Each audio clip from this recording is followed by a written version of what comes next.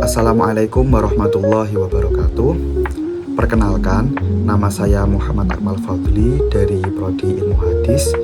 Pada kesempatan kali ini saya akan mempresentasikan hasil makalah saya bertemakan hadis sains, yaitu hadis-hadis tentang pembentukan jenis kelamin manusia. Di sini kita akan mengkaji hadis dengan pendekatan ilmu biologi. Seperti yang telah kita ketahui bahwasanya hadis merupakan salah satu sumber utama dalam ajaran Islam setelah Al-Quran, yang mana hadis menjadi pedoman bagi umat muslim dalam berbagai aspek kehidupan, termasuk dalam memahami proses penciptaan manusia. Salah satu topik yang menarik untuk dikaji adalah hadis-hadis yang berbicara tentang proses pembentukan jenis kelamin manusia. Nah, pemahaman terhadap hadis-hadis ini menjadi penting karena berkaitan dengan ilmu pengetahuan modern, khususnya dalam ilmu biologi dan ilmu embriologi. Sehingga pemahaman hadis dapat diintegrasikan dengan penemuan ilmiah masa kini. Dalam perkembangan ilmu pengetahuan, terutama dalam ilmu genetika dan ilmu embriologi, telah ditemukan bahwa jenis kelamin manusia itu ditentukan sejak pembuahan melalui kombinasi kromosom seks. Kromosom perempuan itu dituliskan dengan XX dan kromosom untuk laki-laki itu dituliskan dengan XY. Namun, dalam beberapa hadis Nabi itu disebutkan bahwa berbagai faktor yang berperan dalam penentuan jenis kelamin seperti sifat air mani dari ayah dan ibu, kemudian juga di situ pasti sesuai dengan kehendak Allah.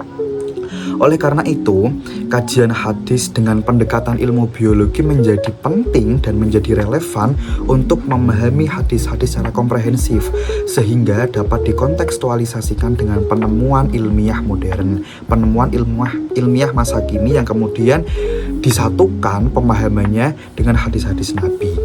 Nah, pada makalah kali ini, pada presentasi kali ini bertujuan untuk mengkaji hadis-hadis yang berkaitan dengan pembentukan jenis kelamin manusia dengan menggunakan pendekatan ilmu biologi. Pendekatan ini diharapkan dapat memberikan pemahaman yang lebih komprehensif mengenai hubungan antara wahyu dan sains, atau bahasanya adalah integrasi dan interkoneksi, serta bagaimana hadis dapat dipahami dalam konteks pengetahuan modern. Dengan demikian, penelitian ini tidak hanya memperkaya wawasan keislaman saja, tetapi juga memberikan kontribusi dalam integrasi antara ilmu agama dan juga ilmu sains. Makalah kali ini yang saya presentasikan memiliki signifikansi dalam menjawab berbagai pertanyaan yang muncul di kalangan umat Islam terkait hubungan antara ajaran Islam dan ilmu pengetahuan. Kemudian dengan mengkaji hadis-hadis tersebut itu kita dapat berpikir secara kritis dan membandingkannya antara hadis dan ilmu modern, ilmu biologi. Diharapkan di sini dapat ditemukan titik temu yang memperkuat keyakinan akan keselarasan Islam dengan perkembangan sains yang terus berkembang di masa kini. Ada beberapa hadis yang menjelaskan tentang proses perkembangan embrio. Itu ada sekitar 37 hadis yang disebutkan dalam Kutubut Tis'ah, bahwa proses perkembangan embrio berada dalam perut ibunya dengan beberapa tahapan, yakni dalam rahim ibunya selama 40 hari menjadi alaqah atau sesuatu yang melekat atau segumpal darah. Kemudian selama 40 hari menjadi mudghah, segumpal daging. Selama 40 hari pula kemudian ditiupkan ruh padanya, sebagaimana disebutkan dalam hadis yang ada di kitab Sahih Bukhari nomor 2969, yaitu hadis marfu yang berkualitas sahih. Bismillahirrahmanirrahim.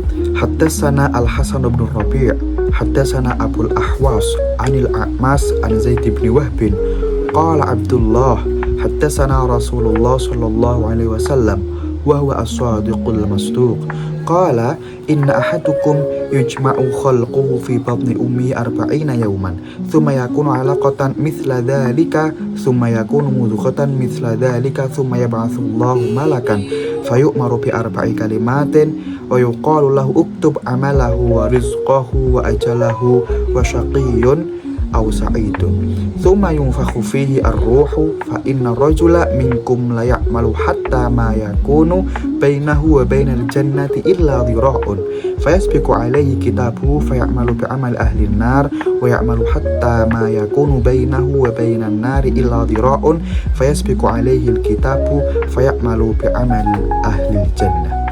Jadi intinya pada hadis tersebut itu menjelaskan tentang bagaimana proses perkembangan embrio, yaitu 40 hari menjadi alaqah, kemudian 40 hari menjadi mudghah, kemudian 40 hari ditiupkan ruh dan lain sebagainya. Kemudian hadis yang menjelaskan tentang pembentukan jenis kelamin manusia. Di sini hadis tersebut menyebutkan bahwa penentuan jenis kelamin manusia, apakah itu laki-laki atau perempuan, karena ditentukan oleh dua faktor, yaitu dominasi antara unsur yang ada dalam sperma dan juga sel telur serta kehendak dari Allah Subhanahu wa taala.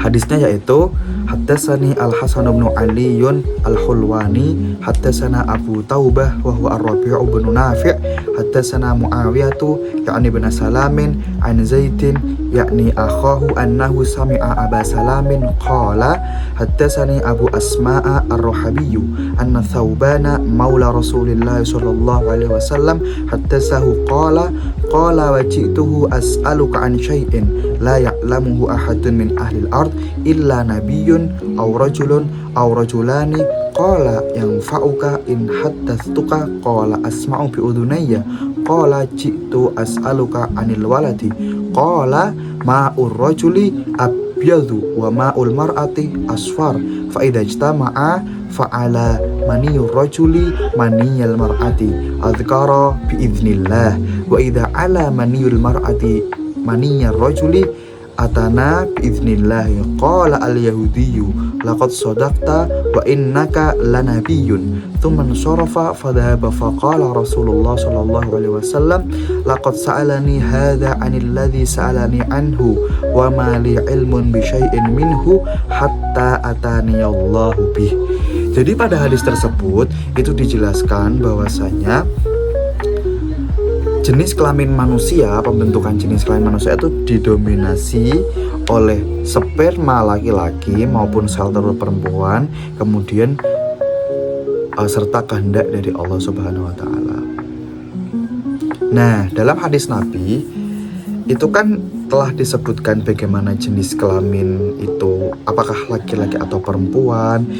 Kemudian di sini kita akan membahas tentang bagaimana sih memahami teks-teks hadis tentang pembentukan jenis kelamin manusia secara integrasi ilmu biologi.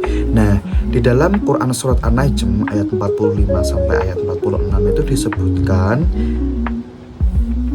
wa annahu khalaqaz zawjaini dzakara wal unsa min nutfatin idza tumna. Ayat di atas menjelaskan bahwasanya seorang anak baik yang berjenis kelamin laki-laki maupun perempuan diciptakan oleh Tuhan dari segumpal air mani dari seorang ayah dan ibu yang saling bertemu. Walaupun ayat tersebut tidak menerangkan secara detail mengenai pembentukan jenis kelamin manusia, namun setidaknya ada titik terang yang dapat dikembangkan, yaitu bahwa pembentukan jenis kelamin manusia baik laki-laki maupun perempuan itu tercipta dari air mani, yaitu sperma. Sumber pembentukan jenis kelamin bukan dari perempuan, sel telur atau ovum, melainkan dari laki-laki. Untuk memahami hadis-hadis tentang pembentukan jenis kelamin manusia, kita juga perlu mengintegrasikannya dengan ilmu pengetahuan, yaitu kromosom. Menurut ilmu pengetahuan bahwasanya kromosom itu merupakan unsur utama dalam penentuan jenis kelamin. Jumlah unsur kromosom pada manusia ada 46 buah, dan menurut macamnya ada 46/2, yakni ada 23 pasang. Kromosom yang berpasangan pada setiap individu merupakan warisan dari ibu, dan yang sebelah lagi adalah warisan dari ayah. Seorang ibu akan mewarisinya melalui sel sperma. Tegasnya, sel telur ibu itu mengandung 23 kromosom dan sperma ayah 23 pula. Jika sel telur dibuahi sperma berbentuk embrio dan sel-selnya mengandung 23 tambah 23 sama dengan 46 kromosom kembali. Nah, terkait kromosom, itu kan ada 46 kromosom yang akan menentukan bentuk seorang manusia diketahui sebagai kelamin, entah itu laki-laki ataupun perempuan.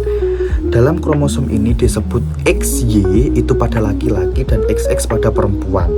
Penamaan ini didasarkan pada bentuk kromosom tersebut yang menyerupai bentuk huruf-huruf ini. Huruf Y membawa gen-gen yang mengkode sifat-sifat laki-laki, sedangkan kromosom X membawa gen-gen yang mengkode sifat-sifat kewanitaan. Jadi, sperma yang membawa kromosom X akan menentukan jenis kelamin perempuan, dan sperma yang membawa kromosom Y akan menentukan jenis kelamin laki-laki. Dengan kata lain, jenis kelamin bayi ditentukan oleh yang mempunyai kromosom X atau Y, yaitu pihak laki-laki yang menyatu dengan kromosom X dari pihak si perempuan. Jadi hadis tersebut yang saya bacakan tadi diintegrasikan dengan pemahaman ilmu biologi. Sekian presentasi dari saya. Terima kasih. Mohon maaf apabila ada banyak kekurangan dan kesalahan. Wabillahi taufiq wal hidayah. Wassalamualaikum warahmatullahi wabarakatuh.